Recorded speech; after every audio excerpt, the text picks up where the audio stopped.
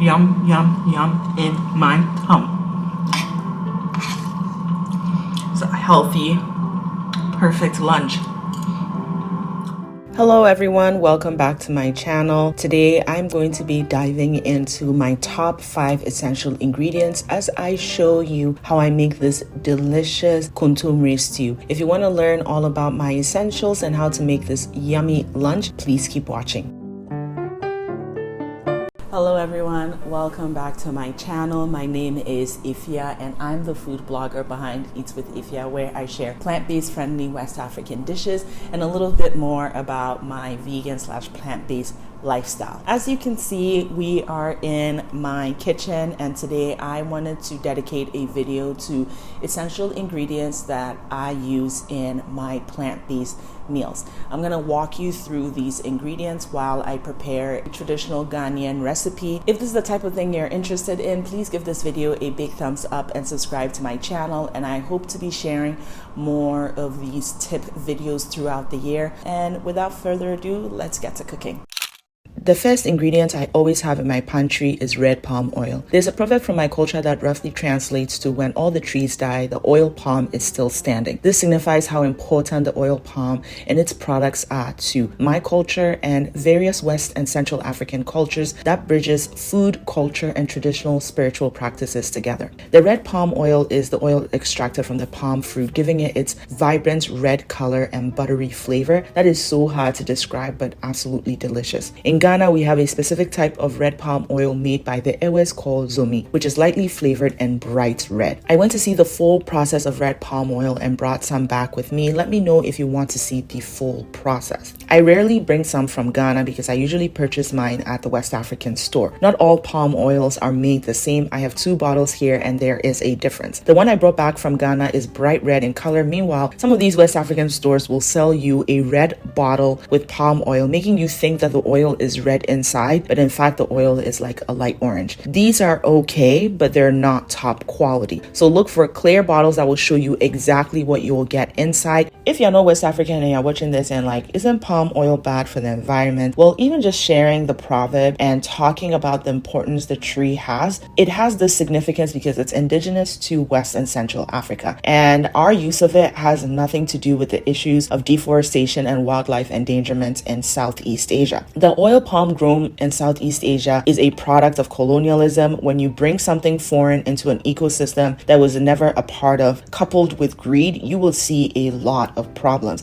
So it's incredibly disheartening to see such an amazing plant be used to destroy a different ecosystem in Southeast Asia. The red palm oil made in West Africa is used for different functions. We do not chemically alter it, so we keep the traditional and nutrition aspects of this oil as best as we can. Palm oil made in Southeast Asia is used in so many different things that have no roots in West African food and cooking practices. While our onions and our palm oil is sizzling and cooking, I'm going to talk about my next important ingredient, and I've brought it out here. So this one I brought from northern Ghana in Tongo. It was made there, but this is what we call Dawa Dawa. Let me get you the powdered version. Okay, so Dawa Dawa, or fermented locust beans. These are actually seeds that have been combined together. I think I have the dry seeds. I will insert the video here. But it is fermented locust beans, and fermented locust beans that have been alkaline fermented. So it doesn't have a salty flavor to it, but it has a very, very stinky flavor. Some people are off-put by it, but I think every West African needs this in their cabinet. It's a great source of umami flavor. I feel like it reminds me of a lot of gamey meats. Some people say it has chocolate undertones because it's from the locust bean is from the carob family. But yes, essential. It adds a nice umami flavor. If you're familiar with natto, that is basically how it's fermented. It is a cooked fermentation process, so that's why it's alkaline fermented. Our forefathers were using this before Maggi Cube. It's still an essential ingredient in northern Ghanaian cuisine. The dish that I'm making doesn't traditionally use Dawa Dawa. If you're from southern Ghana, they actually use momone, and momone is a fermented fish. So a little workaround that I do is I use this and I pair it with miso, and that's like chef's kiss. So let's get back to making the stew.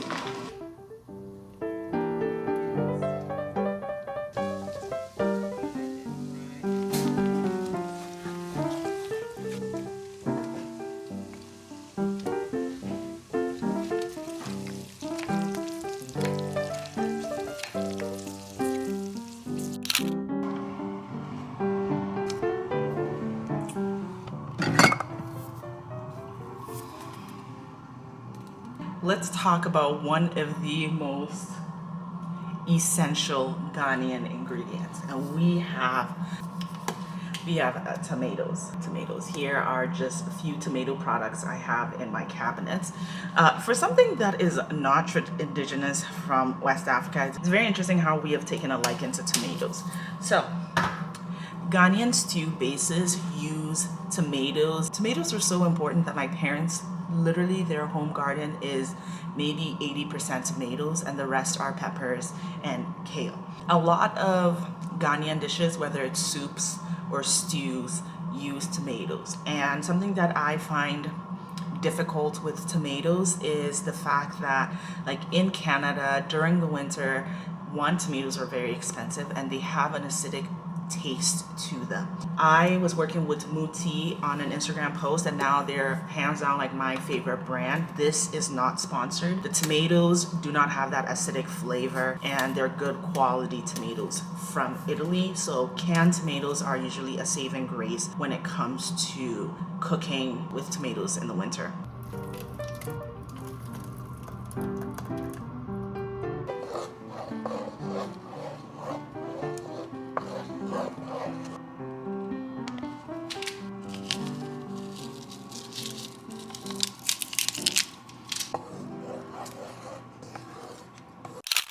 If you cannot purchase good quality tomatoes, the average can, like for the no-name brand, is about $2, and this was almost $5. If you find that they're too acidic, a little bit of baking soda is like chef's kiss. It neutralizes the extra acid and brings out the sweetness in the tomatoes, but don't use too much, otherwise the tomatoes everything's gonna taste sweet.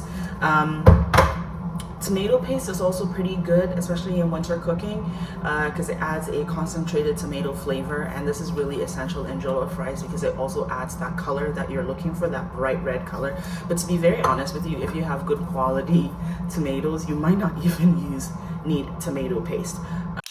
My stew is cooking. I want to introduce the next ingredient, which we have here is rice. So I've talked extensively about rice on my social media pages, but I don't think I've actually talked about rice on YouTube, which is really interesting because it's something that I'm very, very interested in. If you've seen my ancestral workshop video, Madame Joyce shares about rice, which is also indigenous to West Africa. So before, jasmine rice, which is the choice of rice in Ghana, we had our indigenous rice. So they come in like hundreds of thousands of varieties. You have red, you have white, you have red white, you have fat swollen ones, you have broken rice, which is basically when the outside of the rice is removed, the white gem inside can easily break.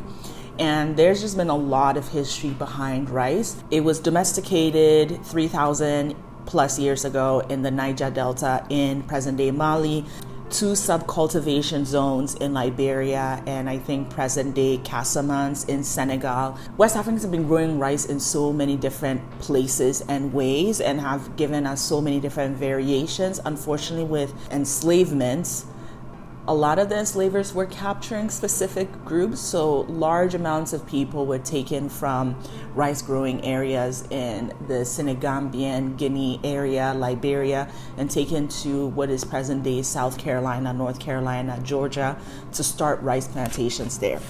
There's a lot of history behind it. It was actually not even recognized as its own species of rice until the 1920s, just because of a lot of racism. Because of neocolonialism, IMF loans, World Bank loans, blah, blah, blah, blah, blah. A lot of our agriculture systems have changed. There has not been a lot of investment on our indigenous rice. So usually people don't like to buy it because there's a lot of stones. You have to do all the extra cleaning.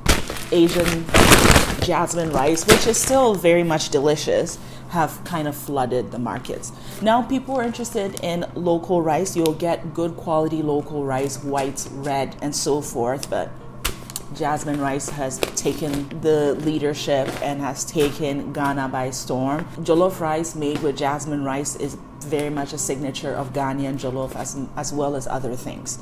But These are the two rices that we have at home. You'll go to Ghana and most stores have Vietnamese or Thai jasmine rice. So what I like to do is that I like to mix my jasmine rice and my red rice together, just because I like that. And so we're gonna cook some and set that aside while I make the rest of the stew. This is an important ingredient and I'm gonna grab it from the fridge. Bouillon cube. Well, this is a bouillon paste. Ghanaians, West Africans in general, are obsessed with Maggi cube, Nor cube, whatever variation of them. You'll find them in stews and soups and rice and literally everything. My mom actually did not like Maggi cube or Nor cube. When we were growing up, we used spices because unfortunately a lot of those cubes have less like dried vegetables and more salt, sugar, oils, preservatives. You know, to each their own, but this is a good alternative that I have enjoyed better than bouillon. If you can spend the money on this, I highly recommend this. You can get them at Costco for a good deal. They have different flavors like mushroom, vegetables, chickenless, beefless, but they also have like actual non-vegan versions like chicken and beef. I also like getting, I got this at a health food store. These are much cheaper, pretty good quality, gluten-free ingredients that you can actually understand in here. They do have organic shea butter in here, which is very interesting. There's a Go Bio one that I get, which is an organic one. They have like mushroom and vegetable ones that I like. I find these are really good alternatives. I also add spices to my food, but bouillon cubes just add extra umami again.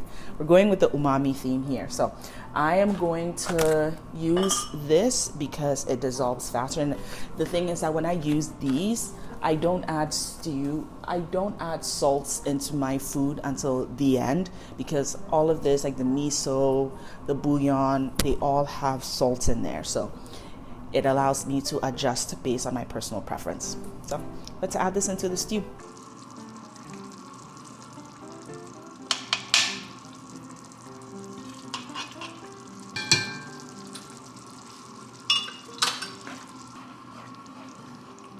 You can also see that the stew is getting ready because the oil is separating to the top. That is like such an essential part of making stews.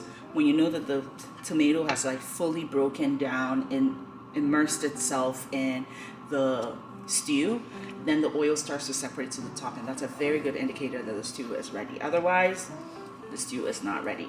So now that's in there. I'm going to add in some tofu and some agushi.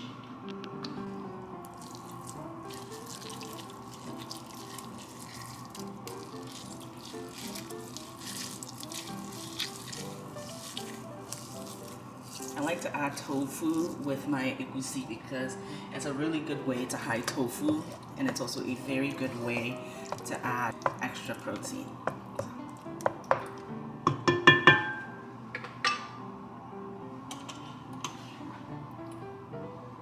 And then my egusi I've previously blended.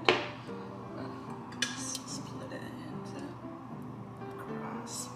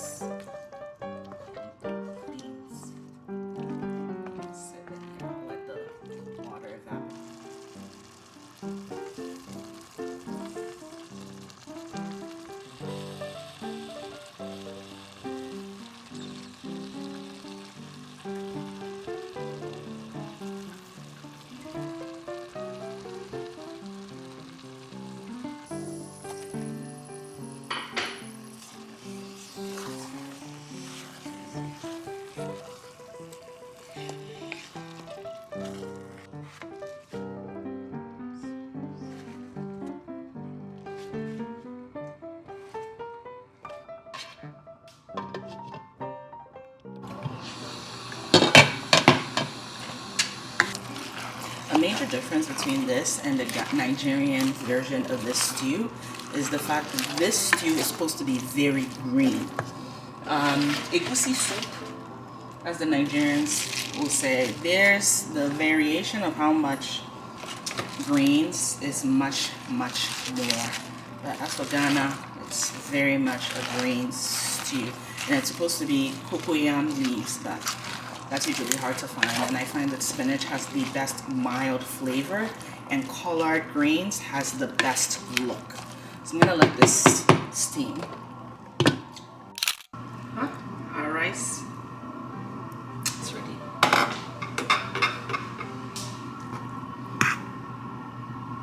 Okay, so this rice, what is characteristic of this rice is the fact that it has like a lot of red streaks in there. So if I bring it closer, you can see the red streaks on the rice. Even the white rice have those red streaks, and that's characteristic of West African rice.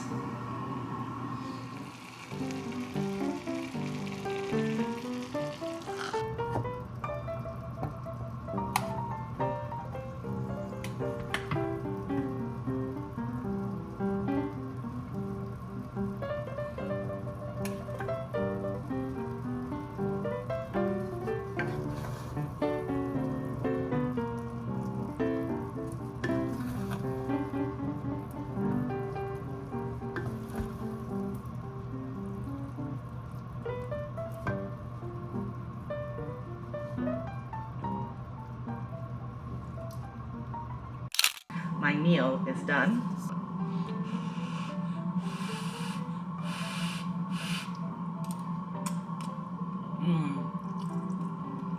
Yum, yum, yum in my tongue. It's a healthy, perfect lunch. And all my essential ingredients come together to make this delicious meal.